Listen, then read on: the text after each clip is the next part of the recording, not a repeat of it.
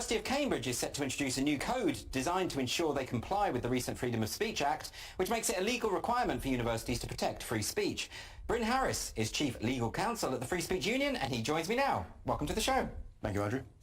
Bryn, can you tell us a little bit about the background to this? Why is it necessary for the University of Cambridge to adopt a free speech code? Yeah, certainly. So, first of all, this is a good news story. I'm not sure we get many of those about free speech, but in 2023, there was a new Act of Parliament, the Higher Education Freedom of Speech Act, and it's done a number of things. Now, one of them is that it said that institutions have to have a code of practice, which they have to comply with, which says what their values are regarding free speech and how they're going to secure it at their institution.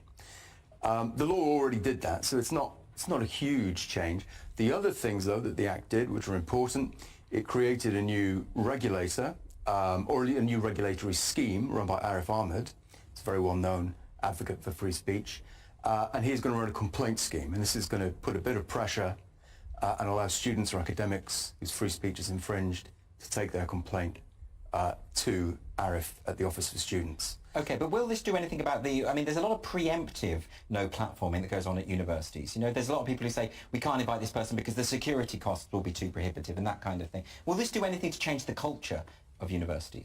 It will, yeah. I mean, to come back to we'll come back to the security questions. That's very important. I think what this Act is going to do, in the best case scenario, is it's going to create a degree of freedom for those academics who want to begin building a culture of free speech. Mm-hmm. An Act of Parliament in itself is not going to change the culture of universities, and it shouldn't, because they're autonomous institutions. But what it will do is protect those who want to start inviting contentious speakers, who want to have, want to explore difficult topics, and it will prevent universities from closing that down. So this is the sort of, the door just ajar. That's what the law has done. So what happens, say, they want to invite, say, a gender-critical feminist, the kind of people who've been particularly targeted by student unions in recent years, and the activists say, yes, well, if you do that, we're going to kick up such a fuss, we're going to cause so much trouble that you're going to have to hire all kinds of security, and then they can't afford to do it. What about in that situation? So the 2023 Act specifically says that universities can't shift security costs onto the organisers, because as you're hinting, it was a well-worn way of getting contentious events cancelled. Yes. Because they'd say, oh, these people are threatening to protest and we can't afford it. The Act says, unless there are exceptional circumstances apply, the university, you have to stump up. And that sort of plugs a loophole, if I'm not mixing metaphors there. Very useful. And if we go to the Cambridge Free Speech Code, which I think is excellent, by the way, one thing they say very encouragingly is the default is that you let events go ahead. And I think this is the thing that we need to start really selling to universities, that free speech doesn't really cost much. To have free speech, you hands off, let things happen. The law is only going to require you to intervene in the most exceptional circumstances, because universities, they're not really dangerous places. There isn't a great deal of criminality most of the time, so I think that's what we need to be saying to them, that look,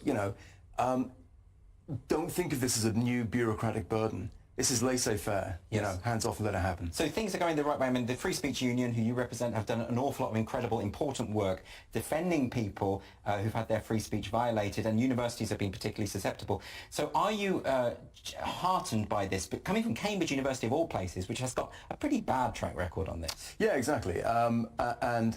Cambridge lost a Vice-Chancellor, Stephen Toop, because he was so terrible at free speech. So this is a real turnaround. I think the proof in the pudding is going to be how it's implemented. If you look at it on paper, it's very good.